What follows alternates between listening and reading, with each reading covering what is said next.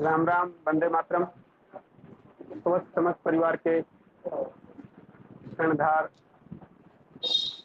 भाई दीपक मौर्य जी आज आपको यकृत के ऊपर व्याख्यान करेंगे। और मैं रिक्वेस्ट करूंगा डॉक्टर दीपक मौर्य जी से, आप आइए अपना व्याख्यान। जी दीपक मौर्य जी। वंदे मातरम। स्वसमित परिवार के जुड़े सभी कर्णधारों को मेरा सादर प्रणाम। आज हम बात करेंगे लीवर रोग पर। लीवर क्या है, लीवर में होने वाली बीमारियां कौन कौन सी हैं, उनके उपचार क्या हैं और लीवर को हम स्वस्थ कैसे रख सकते हैं। सबसे पहले हमारा आयुर्वेद यही कहता है कि आप बीमार ही ना पड़े, कोशिश आप किए रहे, आप पहले ही स्वस्थ रहें, ऐसा खान पान रखें, ऐसा आहार विहार रखें, बीमार होने की नौबत ही ना आए। आयुर्वेद पहले नियमबद्ध बताता है कि आपको कैसे रहना है, क्या खाना है, क्या करना है। इसके बाद बाय द वे अगर आप बीमार हो गए तो आयुर्वेद ये भी बताता है कि अगर आप बीमार हो गए तो आप अपने प्रकृति के अनुसार, वात पित्त प्रवृत्ति के अनुसार, प्रकृति के अनुसार क्या लेंगे कि आप स्वस्थ हो पाएंगे। तो उसी कड़ी में आइए हम आपको बताएंगे कि लीवर क्या है और उनके कार्य क्या हैं। तो लीवर से भली भांति लोग परिचित हैं आज के समय में। एक छोटा बच्चा है तो भी, बड़ा लोग है तो भी, बुजुर्ग है तो भी, हर कंडीशन में लोग लीवर की समस्या से परेशान हो रहे हैं।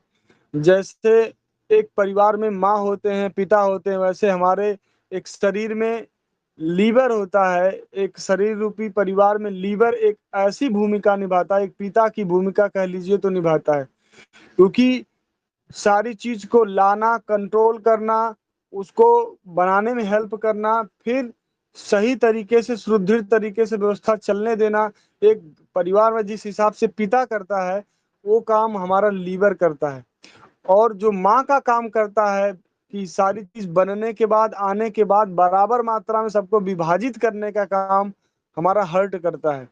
तो आइए हम बताते हैं लीवर के बारे में। लीवर है क्या? लीवर हमारे शरीर की त्वचा के बाद सबसे बड़ी ग्रंथि है।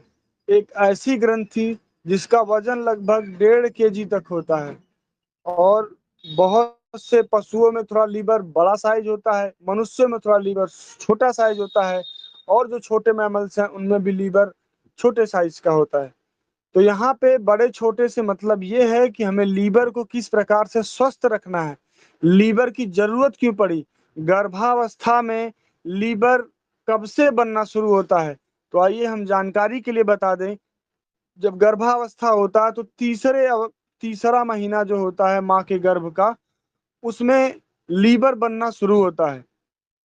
लीवर का गर्भावस्था में इतना बड़ा रोल है, अगर लीवर को गर्भावस्था की अवस्था से हटा दिया जाए तो बच्चे में कभी ब्लड नहीं बन पाएगा। क्योंकि जो माँ के गर्भाशय में यॉर्क सेल होता है, यॉर्क सेल से हमारा स्प्लीन बनता है, स्प्लीन से थाइमस बनता है, थाइमस से लीवर बनता है, लीवर से बोन मैरो बनती है। यानी जो ब्लड बनने के प्रोसेस है, सबसे पहले यॉर्क से ब्लड बनाने का काम करता है, फिर स्प्लीन ब्लड बनाने का काम करता है, फिर थाइमस उसमें मदद करता है स्प्लीन को ब्लड बनाने में, फिर थाइमस के बाद तीसरे मंथ में जब हमारा लीवर बन जाता है तो वो ब्लड बनाने का काम करता है।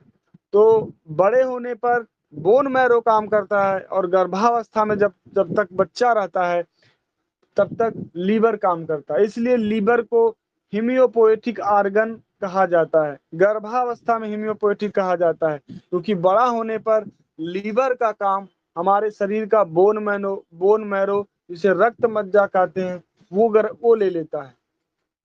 तो ये रही लीवर कब बनता है। तो गर्भाशय के गर्भावस्था के तीसरे मंथ में लीवर बनता है। तो उसका काम है खास रूप से ब्लड बनाना बच्चों में, या गर्भ में जितने बच्चे हैं।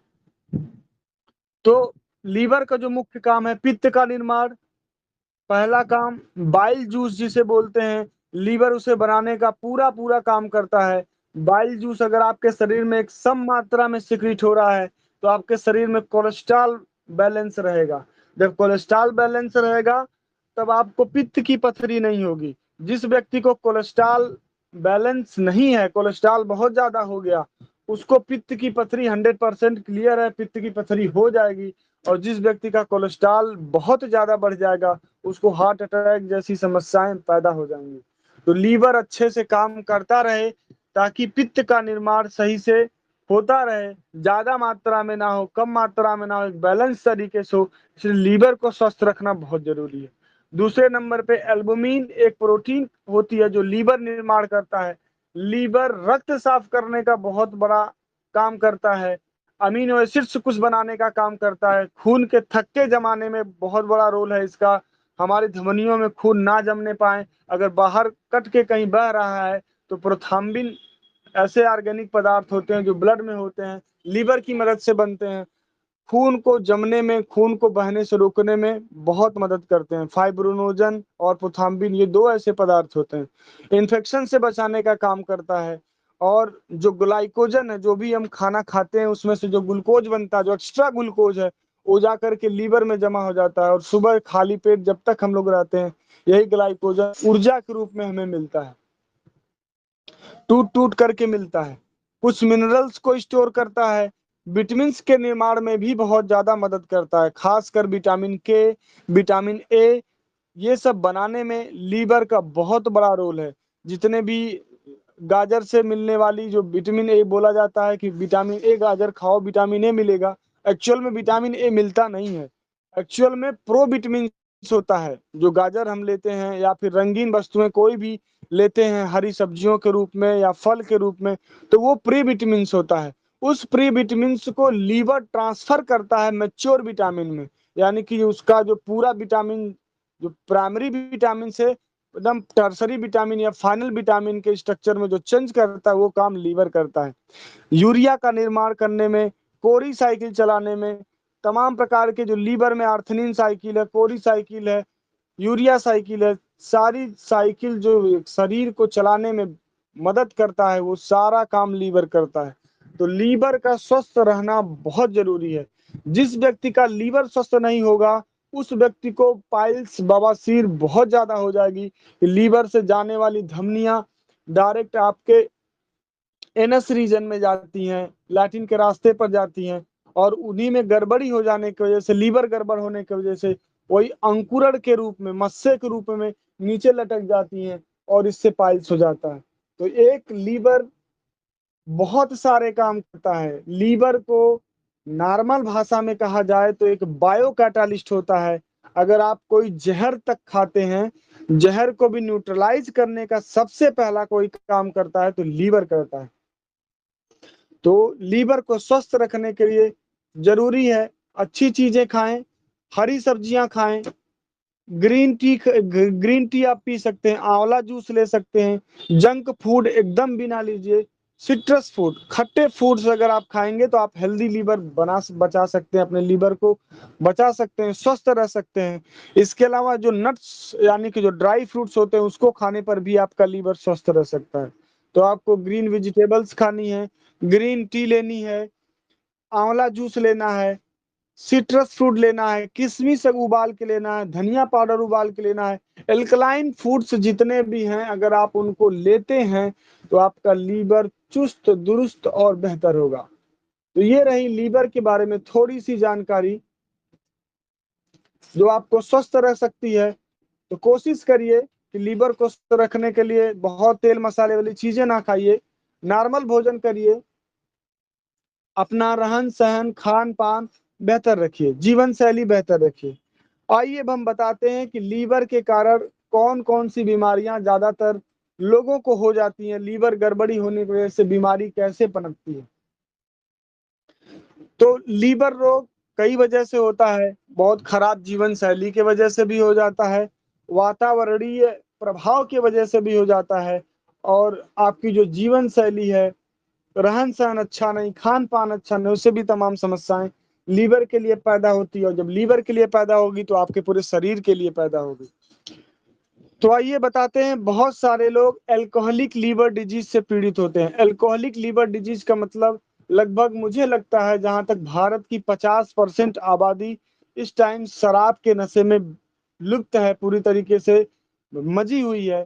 शराब बहुत ज्यादा लोग पी रहे हैं जिससे लीवर लोगों के डैमेज हो जा रहे हैं। उसमें सबसे गंदी बात यह है कि जो शराब पीते हैं विदाउट पानी पीते हैं वो सबसे ज्यादा खतरनाक है, क्योंकि वो जाकर के लीवर एब्सेस बना लेता है, लीवर को डैमेज करता, लीवर के टिश्यूज को डैमेज करता चला जाता है, लीवर सिरोसिस तक की समस्या हो जाती है, लीवर कैंसर तक की समस्या हो जाती है। लीवर सिरोसिस के बाद फिर कुछ नहीं बचता है, इंसान अपना सब कुछ लगा देता है फिर भी नहीं बचता है, उसकी डेथ होना तय हो जाती है। लेकिन धन्य है आयुर्वेद, जो पूरी तरीके से रिवर्स प्रोसेस करने में बहुत बड़ा रोल है हमारे आयुर्वेद का लीवर के लिए। लेकिन तब तक ही जब तक आप जीना चाहें, अगर आपको पी पी के मरना ही है तो दुनिया में कोई ऐसी दवा नहीं जो आपको बचा सके। तो एल्कोहलिक लीवर डिजीज से भी लोग पीड़ित रहते हैं। दूसरा है कि non alcoholic liver disease. Non alcoholic liver disease वो होती है जिसमें लोग बहुत ज्यादा तेल मसाले वाली चीजें, फास्ट फूड वगैरह चीजें ज्यादा खा लेते हैं, तो लीवर के ऊपर एक परत जम जाती है, एक लेयर बन जाती है फैट की, तब हम उस लीवर को बोलते हैं कि फैटी लीवर हो गया है। इसके अलावा अगर लीवर में कोई इन्फेक्शन हो जाता है, जैसे आज लाइक बैक्टीरियल इन्फेक्शन या वायरल इन्फेक्शन, जिसमें आप नाम सुनते हैं हेपेटाइटिस बी हो गया है, हेपेटाइटिस सी हो गया है, ये सब गंदे पानी के वजह से या गलत प्रकार से मैथुन करने की वजह से, फूड गंदे फूड्स खाने की वजह से वायरल इन्फेक्शन, बैक्टीरियल इन्फेक्शन हो जाता है, तो इससे भी बचना बहुत जरूरी है। चौथा सबसे बड़ा कारण है लीवर खराब होने का, drug induced liver disease. Drug induced liver disease का मतलब ऐसा बीमारी जो दवा बार बार खाने पे होता है। जब हम कोई कालपाल या जिसे पैरासीटामॉल खाते हैं, ये सबसे ज्यादा लीवर को डैमेज करने वाली दवा है, जिसको हम कालपाल, पैरासीटामॉल, क्रोसिन तमाम नामों से जानते हैं। ये सबसे हैजार्डस है, जो लीवर टिश्यू को डायरेक्ट डैमेज करती है। सबसे खास बात यह है कि आपके शरीर में दो ही ऐसे आर्गन है, एक स्किन एक लीवर, जिसमें बहुत अच्छी रीजनरेशन पावर पाई जाती है। अगर आपका लीवर थोड़ा भी बचा है तो धीरे धीरे रीजनरेट करके एक नया लीवर बना लेता है। उसी तरीके से स्किन में भी अच्छी बात यह है कि अगर स्किन कहीं कट गई, फट गई, तो भी उसको रिपेयर करने का बहुत अच्छा प्रकृति ने हमें दिया हुआ है साधन। तो लीवर, इसीलिए लोग लीवर डोनेट करते हैं। अगर किसी के पास लीवर नहीं है, स्वस्थ व्यक्ति अपना लीवर डोनेट करता है, तो सामने वाला व्यक्ति उसके लीवर पे कुछ दिनों तक या ज्यादा दिनों तक भी जिंदा रह लेता है। तो रीजनरेशन पावर तो आपके पास है, तो दवा खा करके आप कम से कम कोशिश करें कि एलोपैथ मेडिसिन या ओवरडोज किसी भी दवा का ना खाएं। अगर आप खाते हैं तो आपका लीवर डैमेज होने में बहुत बड़ा रोल होगा। तो चौथी जो सबसे बड़ी समस्या है, लीवर डैमेज हो जाता है किसी प्रकार की मेडिसिन लेने में, खासकर जब कीमोथेरेपी वगैरह चलता है कैंसर वाले पेशेंट्स को, या किसी बड़ी बीमारी में लंबे समय तक दवाएं चलती हैं, तो लीवर की एक क्षमता के बाद हमारी जो लीवर सेल्स हैं वो डैमेज हो जाती हैं। जब लीवर सेल्स डैमेज होती हैं तो पित्त का निर्माण सही से नहीं हो पाता है, या तो पित्त कम सिक्रीट होता है या तो पित्त ज्यादा सिक्रीट होता है। और पित्त सिक्रीट होने की वजह से अगर शरीर में पित्त ज्यादा बढ़ गया, तब हमें पीलिया रोग हो जाता है, जिसे पांडु रोग कहा जाता है। तो मुख्य रूप से fatty liver, hepatitis B, hepatitis A, hepatitis C, पीलिया, लीवर सिरोसिस, लीवर कैंसर, एक विल्सन रोग होता है जिसमें हार्ट में, मस्तिष्क में, लीवर में कापर का जमाव बहुत ज्यादा हो जाता है, तब उसको बोलते हैं कि विल्सन रोग हो गया, लीवर का विल्सन रोग हो गया है। उसी प्रकार से कभी कभी लीवर में बहुत ज्यादा आयरन जमा होने लगता है, जिसको हीमोक्रोमेटोसिस बीमारी का नाम दिया जाता है, जिसमें लीवर में बहुत ज्यादा आयरन जमा होने की वजह से जो लीवर सेल्स हैं वो डेड हो जाती हैं। लीवर सेल्स डेड होने की वजह से आप में आयरन की इतनी ज्यादा अधिकता हो जाएगी कि लीवर सेल्स भी डैमेज हो जाएंगी और शरीर पूरी तरीके से दिक्कत में आ जाएगा, बहुत ज्यादा समस्याएं होने लगती हैं।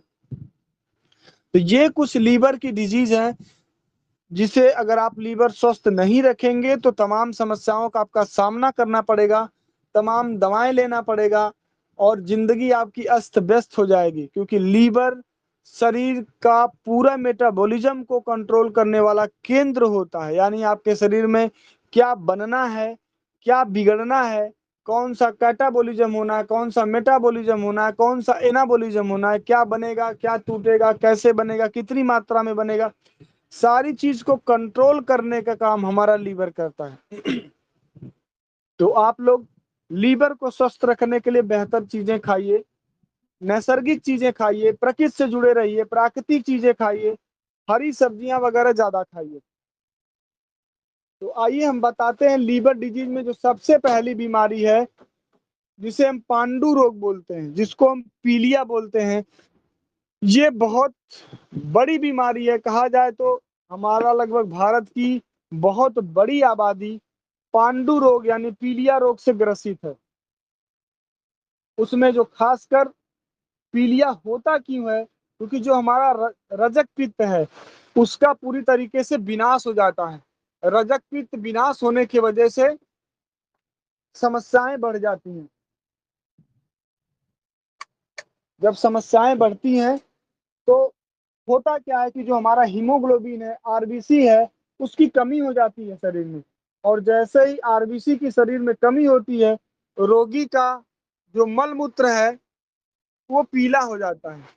पीला हो जाने की वजह से बरसाती मेढक, जिस हिसाब से आपने बरसात में देखा होगा मेढक पीले पीले निकलते हैं, उसी हिसाब से पूरा शरीर पीला हो जाता है। तब उसको कमला बीमारी दिया जाता है, यानी रोग रक्त की कमी होना, उसे पांडु या पीलिया रोग। और उसके बाद जब शरीर पूरी तरीके से पीला हो जाना, तब उसे कमला बीमारी बोलते हैं, कमला रोग हो गया। सामान्य भाषा में पांडु को पीलिया भी कहा जाता है। और जब पीलिया ज्यादा बिगड़ जाए तो उसको कमला रोग बीमारी बोलते हैं, या कमलिया भी कहा जाता है, हलीमक डिजीज भी कहा जाता है, और हल्दिया रोग भी कहा जाता है कॉमन भाषा में। हल्दिया पीलिया की उम्र अवस्था तथा विशेष प्रकार से समस्याएं होती है। इसमें लक्षण क्या क्या होते हैं, सबसे पहले जानना होगा कि लक्षण क्या है। अगर पीलिया किसी व्यक्ति को हुआ है तो उसकी आंखें, त्वचा, नाखून, मुंह आदि हल्दी की तरह पीले हो जाएंगे, और खासकर उसमें जो मूत्र है वो भी पीले रंग का हो जाएगा।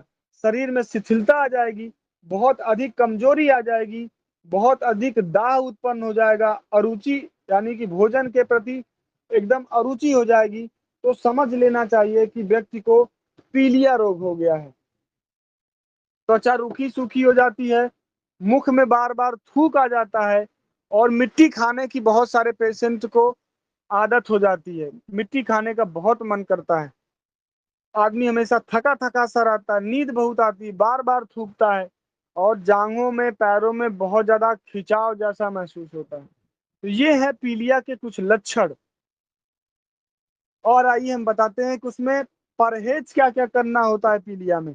पीलिया में आपको घी, तेल, हल्दी, लाल मिर्च, गरम मसालों से बनी चीजें, अचार, खट्टे पदार्थ बिल्कुल नहीं खाने हैं। गाय का मक्खन थोड़ी बहुत ले सकते हैं, बहुत ज्यादा नहीं, क्योंकि फैटी चीजें एकदम मना होती हैं। आप राई, हिंग, तिल, गुड़, बेसन, कचालू, अरुई ये सब नहीं खाना है।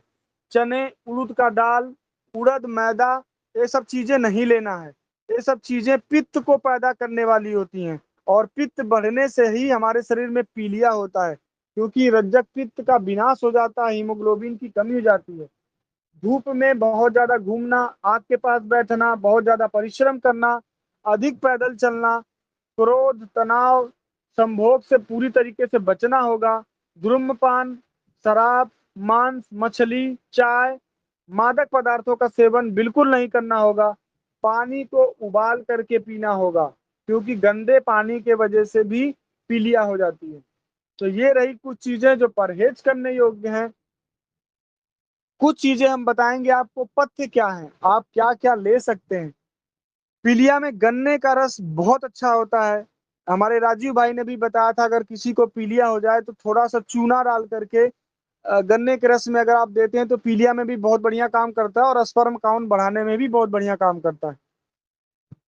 साफ सुथरा गन्ना लीजिए, उसका रस बराबर आप पीजिए, लेकिन गुड़ नहीं खाना है, रस पी सकते हैं। ये बहुत बड़ी चीज है, क्योंकि गन्ने का रस में फास्फोरस की मात्रा थोड़ी कम होती है, और जबकि गुड़ में फास्फोरस की मात्रा ज्यादा होती है। इसके पीछे लॉजिक यही है, गन्ने का रस पका नहीं होता है, कच्चा होता है, तो उसमें ऑर्गेनिक चीजें ज्यादा होती हैं और नेचुरल फॉर्म में होती हैं। और गुड़ पकाने के बाद कुछ उसके नेचुरलिटी जो होती है वो थोड़ा सा खत्म हो जाती है।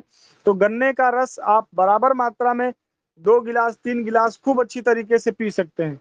नारंगी का रस पी सकते हैं, नींबू पानी का रस पी सकते हैं, संतरे का रस पी सकते हैं, कच्चे नारियल का रस पी सकते हैं, जौ का पानी पी सकते हैं, मीठा अनार भी आप ले सकते हैं, मूली के पत्तों का रस लीजिए, दही तोड़ करके ले सकते हैं, काली मिर्च जीरे का पाउडर छाछ में डाल करके ले सकते हैं, बहुत ही हितकारी होता है, आप इसको पी सकते हैं।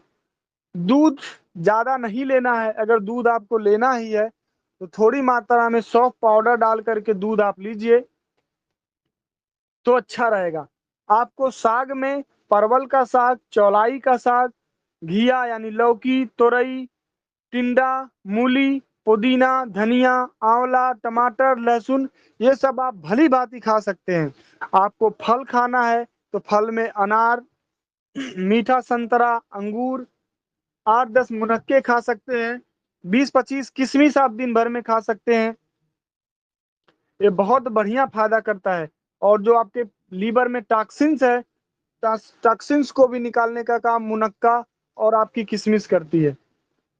भोजन में आप पुराने गेहूं की रोटी, जौ की रोटी खाइए, दलिया ले सकते हैं, सत्तू ले सकते हैं, गन्ने का रस पी सकते हैं, मूंग की दाल खा सकते हैं।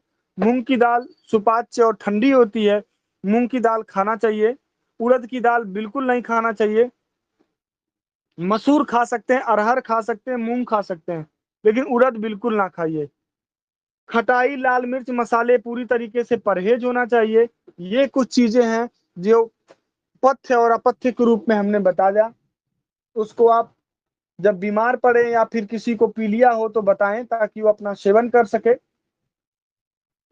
इसके अलावा जब बहुत ज्यादा मात्रा में हमारे शरीर में पित्त का निर्माण होने लगता है तो पीलिया पैदा हो जाता है और आरबीसी हमारे शरीर की नष्ट होने लगती है। जैसे जैसे बाइल साल्ट बढ़ेगा, रेड ब्लड सेल्स जो होती है नष्ट होने लगती हैं, जिसकी वजह से रक्त की कमी होती जाती है। बहुत सारे ऐसे पेशेंट हैं जिनको पीलिया तो हो गया, कभी कभी ब्लड ठीक ठाक रहता है, लेकिन कभी कभी पीलिया ऐसा हो जाता है कि उसका ब्लड 3 ग्राम 4 ग्राम तक आ जाता है। और सीरम बिलिब्रीन, जब हम लीवर का टेस्ट कराते हैं, serum bilirubin, alkaline phosphate, SGOT, SGPT, albumin globulin ratio, ये सब एलएफटी यानी लीवर फंक्शन टेस्ट में टेस्ट किए जाते हैं तो बहुत ज्यादा बढ़े हुए आते हैं। तो आहार संबंधी, बिहार संबंधी और किसी बीमारी के कारण पैदा हुआ पीलिया के हिसाब से बहुत सारे आयुर्वेद बुकों में 3 प्रकार से माना गया है कि किस प्रकार पीलिया होती है। पीलिया होने के कारण जो है, अगर आहार संबंधी प्रॉब्लम है तो जैसे बहुत ज्यादा कटु चीजें, कसाय चीजें और बहुत ज्यादा गर्म चीजें अगर आप खा लेते हैं या बराबर कई महीनों तक खाते हैं तब भी आपको पांडु रोग होने की संभावना है। अगर आप बहुत ज्यादा रात में जागते हैं, मल मूत्र वेग को बहुत ज्यादा रोक के रखते हैं, बहुत अधिक अपने जो शक्ति है उससे ज्यादा काम करते हैं, तब भी आपको पीलिया होने की संभावना बढ़ जाती है। और मान लीजिए कभी आपको कोई बीमारी हो, उसके वजह से भी पीलिया होने के पूरे चांस रहते हैं। जैसे आपका ब्लीडिंग बहुत ज्यादा हो रहा हो, रक्तार्स हो रहा हो, रक्त प्रदर हो रहा हो, रक्तस्राव हो रहा हो, किसी कारणवश रक्त पित्त के वजह से, तो या कोई अदर बीमारी की वजह से या एक्सीडेंट के वजह से या किसी पाइल्स के वजह से तमाम जो रक्त शरीर से बाहर चले जाते हैं, बहुत ज्यादा मासिक धर्म की वजह से, तो भी पीलिया होने की संभावना पूरा पूरा होती है। तो बहुत सारे आयुर्वेद ग्रंथों में आहार संबंधी, विहार संबंधी और किसी बीमारी के कारण पैदा होने की वजह से भी पीलिया रोग का उत्तरदायित्व माना जाता है। और पांडु के अगर प्रकार देखा जाए, यानी कि जो पीलिया के प्रकार देखा जाए, तो वातज पांडु होता है, पितज पांडु होता है, कफज पांडु रोग होता है, त्रिदोष पांडु रोग होता है, मिट्टी खाने से भी पांडु रोग होता है। तो ये 5 प्रकार के पांडु रोग आयुर्वेद में हमारे बताए गए हैं। तो कोशिश करिए कि आप जो भी चीजें बताई गई हैं उसको जीवन में पालन करिए और लोगों को बताइए, क्योंकि अच्छी चीजें प्रयोग करने की वजह से कोई बहुत बड़ी समस्या नहीं है। आप बीमार पड़ेंगे ही नहीं। खान पान अच्छा रखिए, ज्यादा देर रात तक ना जगिए, तो तमाम समस्याओं से आप बच सकते हैं। तो पांडु रोग वाले पेशेंट को पहचानेंगे कैसे? ज्यादातर हमने बताया है कि उनका आंख पीला हो जाएगा, शरीर पीला हो जाएगा, खून कम हो जाएगा और शरीर में सूजन होने लगता है, पैरों में सूजन होने लगता है, पेट बढ़ जाता है, पेट के ऊपर हिस्से में दर्द होता है, काफी समस्याएं होती हैं। और मान लीजिए किसी व्यक्ति का कमला होने पर पित्त बहुत ज्यादा बढ़ गया हो, पेशाब एकदम पीलापन बहुत ज्यादा हो गया हो, पेशाब के चारों जो मूत्रेंदियां हैं उसके चारों तरफ एकदम काली चमड़ी पड़ गई हो, सफेद मटमैले रंग का हो गया हो, तो उस व्यक्ति को अगर हम मंडूर भस्म देते हैं तो बहुत बढ़िया काम करता है। तो आइए हम बताते हैं कि पांडु रोग अगर हो जाए तो कुछ चिकित्सा बहुत अच्छा काम करती हैं, बहुत सरल सरल छोटे छोटे नुस्खे हैं जो बिना किसी साइड इफेक्ट्स के हैं, आप उनको इस्तेमाल कर सकते हैं। तो चलिए हम घरेलू नुस्खे से शुरू करते हैं। अगर किसी व्यक्ति को पीलिया हो गया हो, जॉइंडिस हो गया हो, तो पीपल का जो वृक्ष है उनके 3-4 कोमल पत्ते साफ करके ले आइए, मिश्री के साथ या फिर चीनी के साथ खूब अच्छी तरीके से उसको खरल कर लीजिए, यानी पीस लीजिए। पीसने के बाद 250 ग्राम पानी में डाल करके सूती कपड़े से छान करके अगर उस पीपल के पत्ते का शरबत किसी भी रोगी को, पीलियाग्रस्त रोगी को 2 दिन, 4 दिन, 5 दिन लगातार अगर आप पिलाते हैं तो पीलिया रोग से बहुत अच्छा छुटकारा मिलता है। बहुत ही आसान है। पीपल मैं समझता हूँ हर गांव में, हर घर के आसपास मिल जाता है। मिश्री और चीनी सबके घर में मिलती है, तो आप इसका भली भांति प्रयोग करवाएं, कोई साइड इफेक्ट नहीं है। अगर नवजात शिशुओं में भी अगर पीलिया है तो ये पीपल के पत्ते का कोमल रस मिश्री के साथ बस उनकी मात्रा थोड़ा कम कर देना है, 5 से 10 ml रखना है, तो उनका बहुत जल्दी पीलिया ठीक होता है। सुपाच्य भोजन लेना है, जब भी ये दवा लें तो सुपाच्य भोजन लेना है, ये विशेष रूप से याद रखें। दूसरी जो सबसे बढ़िया घर की दवा है, गुलाबी फिटकरी जो आती है सफेद वाली, फूली हुई फिटकरी को पीस करके 2 से 4 ग्राम रत्ती गाय के छाछ में मिला करके आप दिन भर में 2 से 3 बार अगर आप पीते हैं, तब भी पीलिया 10 दिनों में, 5-6 दिनों में, 20 दिनों में बहुत अच्छी तरीके से ठीक हो जाता है। ज्यादा आपको लेना नहीं है, 3 से 7 दिनों में ही पीलिया ठीक हो जाता है। अगर आप 3 से 4 सफेद फिटकरी को पीस करके गाय के छाछ में या दही में लेते हैं, तब भी पीलिया में बहुत अच्छा काम करता है। इसके अलावा अगर आपको मूली का पत्ता मिल जाए या उसकी टहनी मिल जाए तो 50 ग्राम से लेकर के 50 ग्राम मूली के पत्ते का आप रस निकालिए, उसमें 10 ग्राम मिश्री मिलाइए और खाली पेट पीते रहिए। आपका पीलिया 1 हफ्ते के अंदर बहुत अच्छे से दूर हो जाएगा। आपको भारी भरकम डॉक्टर्स के हॉस्पिटल को चक्कर लगाने की जरूरत नहीं पड़ेगी। मूली के पत्ते वाला प्रयोग मैंने बहुत सारे पेशेंट पे किए हैं और बहुत भली भांति हमको फायदा मिला है, उस पेशेंट पूरी तरीके से ठीक हो गए। तो ये कुछ चीजें हैं जो आप आसानी से आप घर के आसपास की चीजों से आप इस्तेमाल कर सकते हैं। इसके अलावा अगर किसी व्यक्ति को पीलिया है तो साठी की जड़ आती है, उसको ताजा ले आइए, 3 से 5 इंच का टुकड़ा काट ले आइए और उसको 3-4 काली मिर्च के साथ खूब अच्छी तरीके से पीस करके ताजा पानी में डाल करके 1 चम्मच चीनी मिला करके अगर आप साठी की जड़ और काली मिर्च का काढ़ा देते हैं या फिर पीस करके शरबत देते हैं, खाली पेट देते हैं, तो 2 से 3 दिनों में भी बहुत बढ़िया, बहुत अच्छा रिजल्ट है। पीलिया पूरी तरीके से आराम हो जाता है। अगर मान लीजिए किसी को पीलिया है तो आप कुछ ना करिए, जो आक का जिसे मदार बोलते हैं, मदार का जो छोटा छोटा पत्ता, जो कोमल पत्ते निकले होते हैं, उस कोमल पत्ते को लेके आइए, खूब अच्छी तरीके से पीस करके जो केला है, केले में डाल करके रोगी को खिला दीजिए।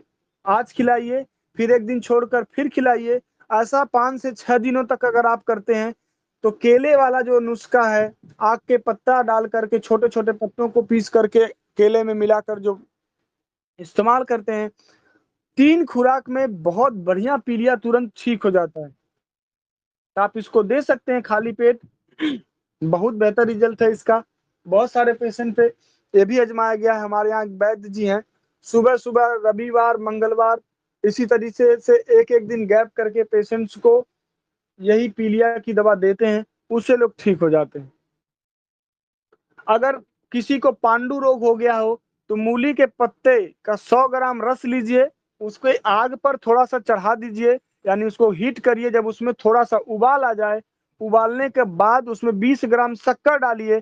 शक्कर डालने के बाद उसी पेशेंट को दिन भर में 2 बार पिलाइए। किसी को कैसा भी पांडु रोग हो, बहुत बढ़िया रिजल्ट है। इससे भी बहुत सारे पांडु रोग वाले पेशेंट ठीक हो जाते हैं। अगर आप खिला सकते हैं तो मूली के पत्तों का साग भी खिलाइए, बहुत बढ़िया काम करता है। इसके अलावा हमारे आयुर्वेद में आरोग्य वर्धनी बहुत अच्छी दवा है। ऐसे 2 से 4 गोली को बढ़िया से पीस करके मूली के पत्तों के रस के साथ अगर आप 2 से 3 बार दिन भर में इस्तेमाल करते हैं तो बहुत जल्दी पीलिया में आराम मिलता है। आरोग्य वर्धनी खासकर बैद्यनाथ कंपनी की बहुत अच्छा रिजल्ट देती है, आप इसको इस्तेमाल कर सकते हैं।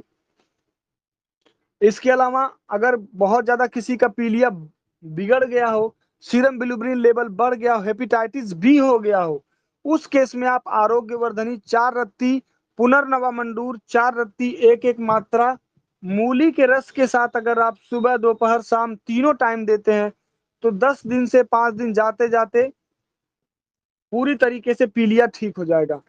ये भी एक नुस्खा है, आप इसको भी इस्तेमाल कर सकते हैं। मूली छार भी आता है, उसको भी 1 ग्राम केले में रख करके चीरा लगा करके अगर आप दे देते हैं तो 2 से 3 दिन में भी पीलिया पूरी तरीके से ठीक हो जाता है।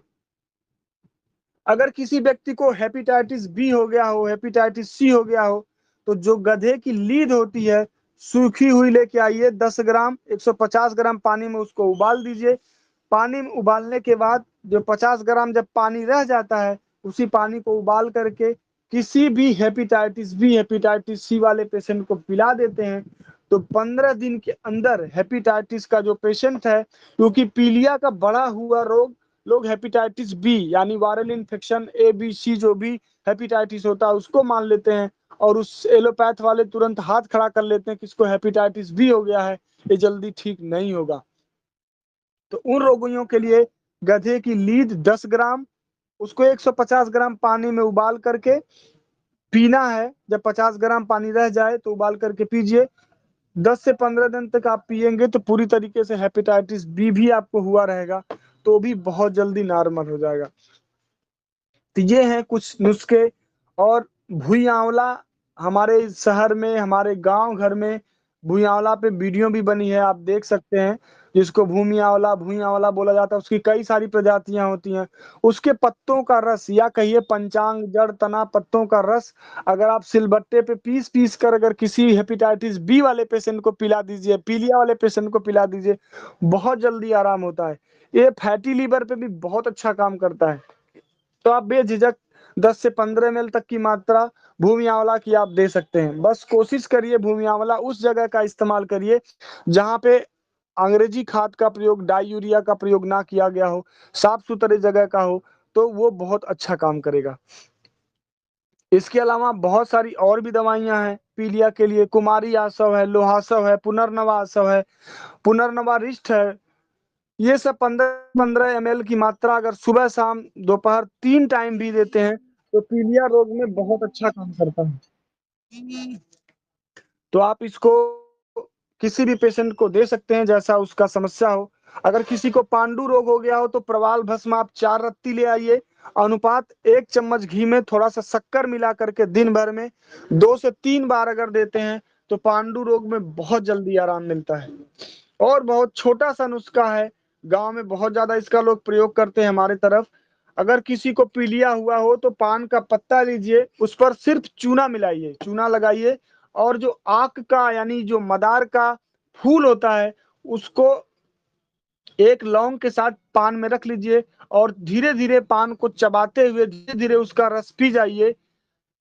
ये तब आपको तब करना है जब सूर्य उगने से पहले करना है, सूर्य उगने के बाद नहीं करना है। धीरे धीरे जब आप वो रस पी ले जाएंगे और 1 घंटा तक कुछ भी नहीं खाएंगे तो भी आपकी पीलिया बहुत जल्दी ठीक हो जाएगी। पीलिया रोग की एक ऐसी भी दवा है जिसे आयुर्वेद में कहा जाता है, चरक संहिता में, कि ये कभी फेल ही नहीं होती। फेल ही मतलब कि ये कभी ऐसे किसी पेशेंट को दी गई हो जो काम ना की हो, ऐसी दवा जिसको हम कटेरी बोलते हैं, छोटी कटेरी बड़ी कटेरी, जिसको गांव की भाषा में भटकैया भक्तोइया तमाम नाम से जानते हैं, कंटकारी नाम से जानते हैं। तो आप उसके जड़ को उखाड़ के लेके आइए, सिलबट्टे पे खूब अच्छी तरीके से पीस लीजिए। पीसने के बाद उस जड़ को रोगी को देते रहिए, थोड़ी थोड़ी मात्रा में, 10 ml 15 ml मात्रा में देते रहिए, तो पूरी तरीके से पीलिया ठीक हो जाता है। अगर अलग से थोड़ा सा मिलाना हो तो 1-2 अंडा काली मिर्च के साथ भी सिलबट्टे पे पीस करके 200 ग्राम दूध में दे सकते हैं। ये भी बहुत बढ़िया काम करता है नुस्खा। या तो फिर आप अन्यथा कंटकारी ही देंगे तब भी बहुत बढ़िया काम करता है। तो ये रही कुछ आयुर्वेदिक दवाएं, बहुत अच्छा काम करती हैं, पेशेंट पे आजमाई हुई हैं, आप उनको दे सकते हैं। एक और हमारे तरफ वैद्य हैं जो देते हैं दवा, जिसको नाक में सूंघाने पे बहुत ज्यादा पानी आता है, बहुत ज्यादा पानी आता है। उसका मैंने नाम पूछा था तो उन्होंने बदाल डोडा के नाम से जानते हैं, या आप गूगल पे इसको सर्च करेंगे तो मिल जाएगा। बदाल डोडा छोटा सा होता है, उसको नाक पे सूंघने पे बहुत ज्यादा पानी की तरह होने लगता है, लेकिन बहुत कष्टदायी होता है। वो सब लोग बर्दाश्त नहीं कर पाते, बदाल डोडे का प्रयोग करते हैं, नाक में दर्द होने लगती, कभी कभी सूजन तक आ जाती है, तो उसके लिए नाक में घी वगैरह डालना पड़ता है। ये थोड़ा रिस्की है, रिस्की भी बहुत नहीं है, लेकिन सहनशीलता वाले व्यक्ति के लिए जरूरी है। तो कोशिश करिए जो अदर चीजें बताई गई हैं वो आप प्रयोग करिए। अगर वो ना हो पाए तो आप हमें पर्सनली फोन कर सकते हैं, तब हम बदाल डोडे वाला प्रयोग आपको बता देंगे कैसे करना है और कितनी मात्रा में करना। हमारा नंबर 9151668336। किसी भी प्रकार का किसी भी दवा के बारे में कोई जानकारी लेना हो तो आप हमें बात कर सकते हैं। आइए हम बताते हैं कुछ ऐसे आयुर्वेदिक चीजें जो हमारे तरफ एक वैद्य जी हैं जो बहुत अच्छा देते हैं, जिसको हम गदे पुन्ना गांव के भाषा में पुनर्नवा कहा जाता है। उसके पंचांग को उबाल के पीने के लिए देते हैं, तब भी लोगों के हेपेटाइटिस बी और पीलिया ठीक हो जाता है। और एक वैद्य हैं जो चिड़चिड़े की पत्ती देते हैं। अगर किसी का पेट फूला हो, शरीर में सूजन हो, लीवर में सूजन हो, पीलिया बहुत ज्यादा हो गई हो, तो चिड़चिड़े की पत्ती को 3 दिन 3 अंडा काली मिर्च के साथ पीस पीस करके लगातार सुबह शाम देना होता है। लेकिन 2 दिनों तक कोई भोजन नहीं लेना होता है, सिर्फ गन्ने का रस लेना होता है या थोड़ा बहुत गुड़ का शरबत लेना होता है। और तीसरे दिन आपको भोजन लेना होता है। पेशाब थोड़ा उसमें ज्यादा होती है तो पानी पीते रहना है, पेशाब करते रहना है, और सूजन बहुत जल्दी चली जाती है, लीवर पूरी तरीके से ठीक हो जाता है। एडमिट पेशेंट को मैंने और बहुत सारे पीलिया पेशेंट को चिड़चिड़े की पत्ती से बहुत लोगों को ठीक किया है। सूजन में, लीवर की प्रॉब्लम में, अगर ओडीमा हो जाए, जलोधर बीमारी हो जाए, तब भी चिड़चिड़े की पत्ती बहुत अच्छा काम करती है। इसको आप 4-5 पत्ती लेके आइए, खूब अच्छी तरीके से सिलबट्टे पे 2 अंडा 3 अंडा काली मिर्च की डाल के पीस लीजिए और पानी में मिला के पी जाइए। 2 दिन तक भोजन मत करिए। तीसरे दिन जब आपको भोजन करना है तो खिचड़ी के साथ करना है, या फिर वो मूंग की दाल के साथ आप खिचड़ी के साथ या मूंग की दाल पी करके भोजन की शुरुआत करनी है। ऐसा आपको हफ्ते में 2 दिन 3 दिन आप अगर दवा ले लेते हैं, किसी भी प्रकार का पीलिया हो, पांडु रोग हो, कमला हो, पूरी तरीके से आराम हो जाता है। और भी हमारे आयुर्वेद में बहुत सारी ऐसी दवाइयां हैं जो लीवर को स्वस्थ रखने के लिए आप ऐसे ही ले सकते हैं। लीवर को स्वस्थ रखना इसलिए जरूरी है क्योंकि लीवर हमारे शरीर का एक मालिक के तौर पे बहुत अच्छा रोल निभाता है। तो अर्क कासनी है, अर्क मकोय है, अर्क पुनर्नवा है, रोहितका रिष्ट है, पुनर्नवा रिष्ट है, कुमारी आसो है, पुनर्नवासो है। ये सब दवाएं आप ऐसे ही लीवर को 2 महीने पे, 4 महीने पे, 6 महीने पे इस्तेमाल करिए ताकि लीवर आपका सही रहे। तो आपके शरीर में जो गंदगी जम रही है, जो आपके शरीर में टॉक्सिसिटी बढ़ रही है, उस टॉक्सिसिटी को लीवर मजबूत रहेगा तो वो टॉक्सिसिटी कम होती रहेगी। तो लेना आपको दवा कैसे है, रोहित का रिष्ट अगर आप लेते हैं तब भी 15-15 ml सुबह शाम ले सकते हैं। पुनर्नवा रिष्ट भी वैसे ही लेना है, पुनर्नवा से भी लेना है। कोशिश करिए दवाएं खाली पेट लीजिए और 1-2 घंटे तक कुछ भी ना खाइए तो ज्यादा अच्छा रहेगा। बस ये ध्यान रखिए जिनको कफ हुआ हो, जिनको सर्द जल्दी लगती हो, ठंडी जल्दी लगती हो, उनको ये चीज नहीं लेनी है। तो सबसे खास बात यह है कि अर्क कासनी, अर्क मकोय, अर्क पुनर्नवा, पुनर्नवा रिष्ट ये किडनी और लीवर पे बहुत बढ़िया काम करती हैं। तो दोनों को स्वस्थ रखने के लिए आप प्रिकॉशन के तौर पे थोड़ा सा इस्तेमाल कर सकते हैं, 1 महीने 2 महीने ले सकते हैं। आइए हम बताते हैं कुछ होम्योपैथिक मदर टिंचर जो लीवर को स्वस्थ रखने में बहुत बढ़िया काम करते हैं। उसमें सबसे बढ़िया जो मदर टिंचर है वो चिलेडोनियम, बहुत बढ़िया मेडिसिन होती है मदर टिंचर। जो हार्मफुल टॉक्सिन्स लीवर में जमा हो जाते हैं उनको निकालने का काम चिलेडोनियम बहुत बढ़िया करती है। इसके अलावा कार्डुअस मराइनस एक ऐसी दवा है, ये भी बहुत बढ़िया काम करती है। इसको भी आप 20-20 ml सुबह शाम ले सकते हैं। और सिनोथस, चिनोथस के नाम से आता है मदर टिंचर, इसको भी 20-20 बूंद सुबह शाम दोपहर 3 टाइम ले सकते हैं। प्रिकॉशन के तौर पे भी, लीवर के फंक्शन को तेज करने के तौर पे भी, या आपको अगर पीलिया हो गई है तो उस केस में भी आप ले सकते हैं। कालमेघ का मदर टिंचर आता है, आप उसे भी ले सकते हैं। अल्फा अल्फा का मदर टिंचर आप इसे भी ले सकते हैं। ये सब हिपैटो टॉनिक के तौर पे काम करते हैं, लीवर को मजबूत करने के तौर पे काम करते हैं। तो लीवर को हमें मजबूत रखना है, इसलिए ये सब 6 महीने में, या फिर आप कुछ नहीं कर पाए तो हिमालय कंपनी की ली-52 सिरप आता है, ली-52 टेबलेट आता है। 4 महीने पे 6 महीने पे आप उसको खा लीजिए ताकि आपका लीवर स्वस्थ रहे। अगर किसी बच्चे को शुरुआती दौर में अगर ज्वाइंटिस है तो एकोनाइट नेप्लस आपका वही एकोनाइट जो हार्ट अटैक से बचाता है, 30 पावर में बच्चे को दिन भर में 2 से 3 बार अगर आप देते हैं तो प्रारंभिक अवस्था में पीलिया पूरी तरीके से ठीक हो जाता है। अगर किसी का यकृत धीमा काम कर रहा है, बढ़िया से काम नहीं कर रहा है और यकृत नाभि की तरफ बढ़ रहा है यानी फैटी हो रहा है, तो एस्कुलस हिप 30 पावर की दवा दिन भर में 4 बार अगर आप देते हैं तो बहुत बढ़िया काम करता है। इसके अलावा कार्डुअस मराइनस ये 30 पावर में भी और मदर टिंचर फार्म में भी इस्तेमाल कर सकते हैं। अगर किसी नियोनेटल जैसे ही बच्चा पैदा होता है उसको पीलिया हो जाता है तो उसको कैमोमिला 30 पावर की दवा दिन भर में 3 से 4 बार दीजिए, सूर्य की धूप दीजिए। तो जो नियोनेटल है, जैसे ही जन्मा बच्चा बोलते हैं डॉक्टर पीलिया हो गया, तो उसको धूप का सेक कराइए और कैमोमिला दीजिए, तुरंत बहुत जल्दी आराम मिलता है। और चाइना भी, चिरैता भी, ये भी पीलिया में बहुत अच्छा काम करती हैं। ये दोनों मदर टिंचर आप इनको 200 पावर में या फिर मदर टिंचर फार्म में भी इस्तेमाल कर सकते हैं।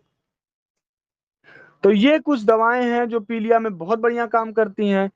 अगर सल्फर भी पीलिया में बहुत अच्छा काम करता है। सभी प्रकार की जो पीलिया हैं, समस्त पीलिया संबंधी जो समस्त रोग हैं, हेपेटाइटिस ए, बी, सी, जितने भी प्रकार की समस्या, उसमें सल्फर 30 पावर की पोटेंसी की दवा दिन भर में अगर 4 बार इस्तेमाल करते हैं तो चाहे आरंभ हो चाहे समाप्ति करना हो रोग का, पीलिया में बहुत अच्छा काम करता है। उस व्यक्ति को जो इसको मदिरा पान करने की वजह से लीवर गड़बड़ हो जाता है, उसमें नक्सोमिका बहुत अच्छा काम करती है, आप उसे इस्तेमाल कर सकते हैं। और थायरोडिनम 3x पावर की दवा 2-2 गोली अगर दिन भर में 3 बार 4 बार देते हैं। अगर मान लीजिए कोई ऐसा व्यक्ति है या ऐसा नवजात शिशु है जिसको आप दवा करके थक गए हैं, पीलिया कम ही नहीं हो रहा है, तो मौत के मुंह से भी छीन लाने वाली दवा औषधि आपका थायरोडिनम है, जो 3x पावर में टेबलेट के रूप में आप 2 से 3 बार 4 बार आप इस्तेमाल कर सकते हैं। सिनोथस औषधि, जिसको चाइनोथस क्यों बोला जाता है, 10 से 15 बूंद, ये लीवर के लिए इतनी विशिष्ट औषधि है कि नाभि के पास जिसको भी लीवर की वजह से दर्द होता है, बहुत ज्यादा वेदना होता है, कब्ज हो जाता है, पीला पीला एकदम मल आता है, मिट्टी के समान लैट्रिन करता है, जैसे लगेगा उसका जो फिगल मैटर है लैट्रिन एकदम मिट्टी की तरह हो रही है, भूख एकदम मर गई है, तो उसके लिए जो चायोनेथस क्यू है बहुत अच्छा काम करता है। तो आप इन दवाओं का प्रयोग एक अच्छे डॉक्टर के सलाह से, एक अच्छे वैद्य के सलाह से, जो आयुर्वेद के जानकार हैं, जो होम्योपैथ के जानकार हैं, आप उससे इस्तेमाल पूछ के इस्तेमाल कर सकते हैं। अगर आपको कोई समस्या हो तो हमारे दिए गए नंबर पे भी आप कॉल करके पूछ सकते हैं। पूरी तरीके से निःशुल्क सेवा है मानव भलाई के लिए। बस आप लोग से रिक्वेस्ट इतना है कि ज़्यादा से ज़्यादा लोगों को शेयर करिए ताकि ज़्यादा से ज़्यादा लोगों को मानव भलाई हो सके। वंदे मातरम। धन्यवाद। नमस्कार।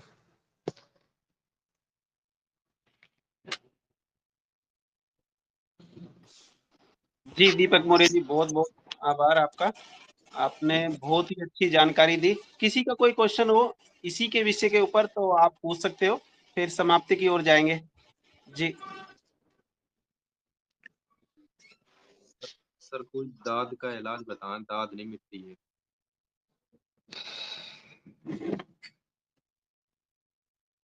ठीक है, दाद के लिए आप पर्सनली कॉल करिए। अभी सत्र जो चल रहा है उससे कोई क्वेश्चन हो तो बताएं। दीपक भैया राम राम। राम राम भैया। वो जो लोग स्मोकिंग करते हैं, वो एक दीक्षित राजू भाई का एक ऑडियो था, मैंने सुना था कि वो सल्फर की कमी की वजह से स्मोकिंग करते हैं, शराब पीते हैं, और इसके लिए आपको क्या कहना है? नहीं, बिल्कुल सही है। हमारे जो शरीर हैं उनमें सभी मिनरल का एक अलग अलग रोल है। कभी आप कहेंगे तो मैं मिनरल का क्या क्या रोल है, कौन से मिनरल का, जैसे आयरन है तो उसका शरीर में क्या रोल है, कैल्शियम है तो उसका शरीर में क्या रोल है, कहेंगे तो मैं बता दूंगा। या उससे होने वाली कमी क्या होती है, कौन सा बीमारी बनता है अगर वो कमी हो जाए। तो सबसे सीधा सा मतलब है, सभी लोग अगर सेंधा नमक खाना शुरू कर दें अपने परिवार में तो किसी भी एलिमेंट की कमी होगी नहीं। प्रकृति ने दो ही ऐसी चीज, मेरे हिसाब से जहां तक मैं जानता हूँ, जहां तक आयुर्वेद और होम्योपैथ को पढ़ा है, दो ही ऐसे पदार्थ हैं, एक आपका शिलाजीत और एक आपका सेंधा नमक। ये दो ही ऐसे पदार्थ हैं या दो ही ऐसा कह लीजिए औषधि हैं जिनमें मिनरल्स की संख्या बहुत ज्यादा, लगभग 92 86 से लेकर 92 मिनरल्स तक इसमें पाए जाते हैं। तमाम प्रकार के माइक्रोन्यूट्रिएंट्स जो किसी भी भोजन में, किसी भी सब्जी में, किसी भी फल फ्रूट्स में नहीं पाए जाते, लेकिन शिलाजीत में और आपके सेंधा नमक में भली भांति पाए जाते हैं। तो सेंधा नमक का सेवन करिए, सल्फर की कमी नहीं होने पाएगी। या जो हमारा अदरक है उसमें सल्फर की मात्रा, और भी कुछ ऐसे फल फ्रूट्स हैं जिनमें अदरक के सल्फर की मात्रा ज्यादा होती है, आप उसे इस्तेमाल कर सकते हैं। भाई जी राम राम। राम राम भैया, बताइए। संग्रहणी रोग में क्या भूमि आंवला दी जाएगी या कुछ और दिया जाएगा? संग्रहणी रोग में भूमि आंवला दे सकते हैं, लेकिन संग्रहणी रोग के लिए जो पूरा सिम्टम्स है वो आपको बताना पड़ेगा। तो संग्रहणी से संबंधित जो भी समस्या है वो सॉल्व हो जाएगी। उम्र करीब करीब 60 वर्ष है, महिला है, और खाना खाने के बाद तुरंत लैट्रिन लगाता है। तो सबसे बढ़िया उनके लिए मैं प्रयोग छोटा सा बता दे रहा हूँ। आप जीरा और सौंफ लीजिए। जीरा और सौंफ लेने के बाद दोनों को बराबर मात्रा में कूट लीजिए। कूटने के बाद खाना खाने के बाद 1 चम्मच दीजिए। और कैसा भी कोई भी व्यक्ति खाना खाने के बाद तुरंत लैट्रिन भागता है, इस बात की गारंटी को 1 हफ्ते में पूरी तरीके से ठीक हो जाएगा। मैंने बहुत सारे पेशेंट जीरा और सौंफ से ठीक किया है, और हमारे सुशील भैया को भी बताया है। ग्रुप में ऐसे ही बहुत सारे लोगों को मैंने शेयर किया था। किसी को भी ये समस्या हो, सालों साल समस्या हो, जो एम्स से रिटर्न आया हो, किसी भी संस्थान से रिटर्न आया हो, 100% वो ठीक हो जाएगा। तो खाना खाने के बाद ही खाना उसको है? जी, खाना खाने के जस्ट बाद खाना है। बराबर मात्रा में चूर्ण बना करके 1 1 चम्मच लीजिए। जब जब खाए तब ना? जी बिल्कुल। अच्छा ठीक, धन्यवाद।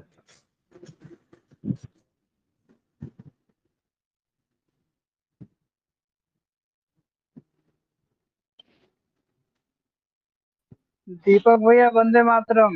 एक चीज ऐड करना चाहूंगा, जो गन्ने का जूस बोल रहे हैं आप, उसमें राजीव भाई शायद बताए हैं चूना भी मिक्स करके पीना होता है पीलिया के दौरान। तो उसको जी कितना मैंने हम भाई ले सकते हैं करीब एक दिन में गन्ने का जूस? गन्ने का जूस एक दिन में 2 गिलास 3 गिलास आप पी सकते हैं, कोई दिक्कत नहीं। पीलिया के दरमियान? पीलिया के दरमियान पी सकते हैं। 2 से 3 गिलास? जी जी, दिन भर में 2 से 3 गिलास आप पी सकते हैं। जी भैया, यही ऐड करवाना। ठीक। दीपक भैया, हमारे हमारे गोवा में जब पुराने जमाने में लोग किसी को पीलिया हुआ तो लोग क्या करते थे मालूम है? कोई भी तांबे का चम्मच हो, उसको आग में जला के गर्म करके वो पैरों के पिंडलियों पे लगाते थे। जी जरूर, आयुर्वेद की ऐसी पद्धति जरूर रही होगी। तो अगर आप अभी भी आपके गांव में वो बुजुर्ग हैं तो उनसे पूरी तरीके से सीखिए और सबको ग्रुप में शेयर करिए, ताकि दुनिया का भला हो। मैं अभी ये जमाने में लोग नहीं लगाते, क्योंकि बाद में जब वो लगाए थे ना तो बड़ा घाव रहता है, और वो घाव तो भर जाता है लेकिन उसका मार्क हमेशा पैरों के पिंडलियों पे रहता है, इसलिए लोग अभी शर्माते हैं लगाने के लिए। लगे कोई और ओह, कोई समझ ऐसे। गया। कोई बात नहीं, प्रकृति ने हमें तमाम ऑप्शन दिए हैं, इसलिए घबराने की जरूरत नहीं है। बताइए, आज हमारे पूरे भारतवर्ष की बात कर लीजिए, दुनिया वर्ष की बात कर लीजिए, हमारा आयुर्वेद चिकित्सा, होम्योपैथ चिकित्सा, एलोपैथ चिकित्सा, प्राकृतिक चिकित्सा, योगा, तमाम ये आपका मिट्टी चिकित्सा, इतनी चिकित्सा है, बहुत सारी चिकित्सा है। इतना चिकित्सा होने के बावजूद भी लोग स्वस्थ नहीं हो रहे हैं, तो कहाँ कमी आ रही है? सबसे बड़ा क्वेश्चन मार्क है। और सबसे बड़ा एक बात पूछ लीजिए, जो चेन स्मोकर होते हैं ना, बार बार सिगरेट पीते हैं दिन में 10-15, उनके लिए क्या है, घरेलू क्या उपाय है उसके लिए? उनके लिए उन्हीं से बनी दवा निकोटैबम करके है, निकोटिनम टोबैकम 1 एम पावर की दवा 15 दिन में एक बार देनी होती है, या 30 पावर की दवा रोज रोज देनी होती है, तो सही हो जाएंगे। आप हमारे नशा चिकित्सा वाले वीडियो को देख लीजिए, मैंने सभी प्रकार की अच्छा नशा छुड़ाने के लिए उसमें बता रखा है। जी, अच्छा।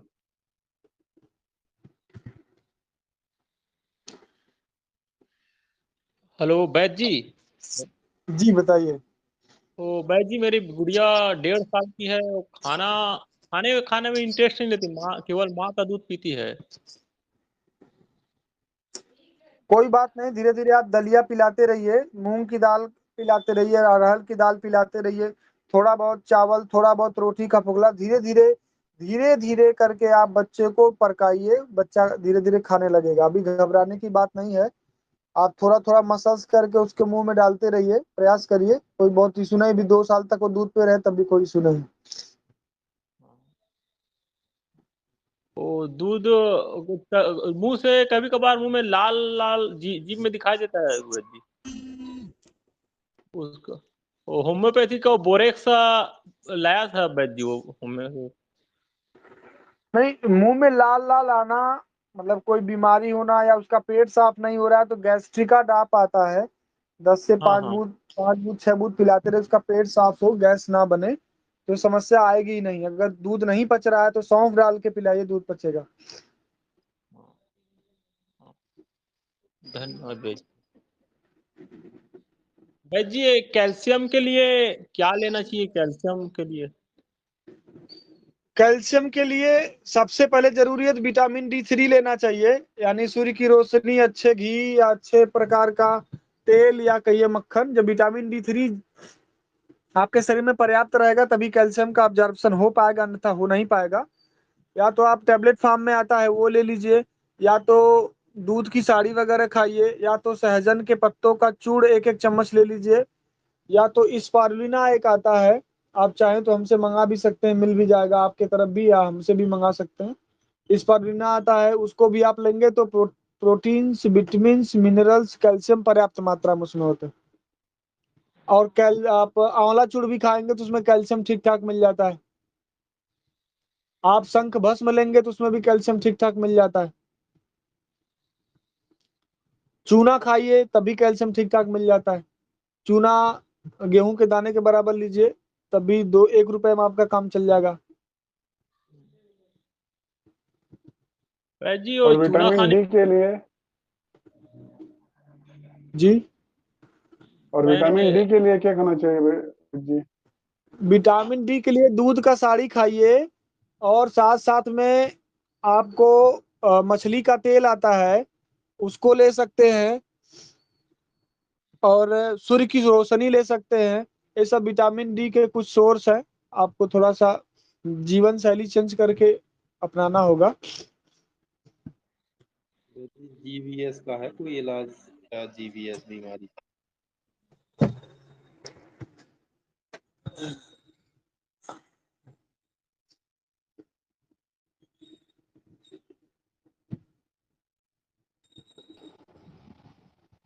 किसी का कोई क्वेश्चन हो तो कर सकता है, नहीं आज हम समाप्ति की ओर जाएंगे। जी वैद जी, जीवीएस के लिए पूछ रहे थे। जीवीएस होता है गुलिन बेरी सिंड्रोम, तो उसका कोई इलाज है क्या आयुर्वेद में? जरूर है, बस आप उसका सिम्टम, पूरी रिपोर्ट, पूरी हिस्ट्री आप पर्सनली नंबर पे भेजिए भैया, आपकी मदद पूरी की जाएगी। जी वैद जी, जी बिल्कुल।